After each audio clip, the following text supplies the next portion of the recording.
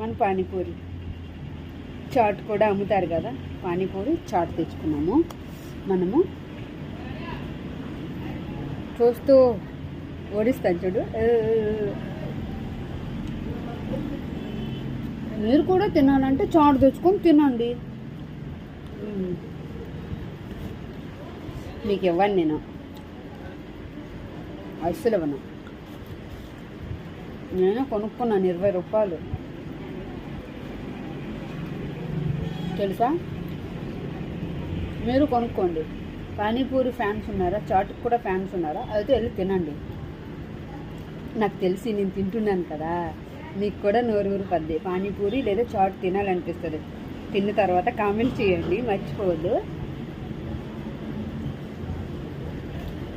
నేను పానీపూరి లవర్ని, చాట్ లవర్ని.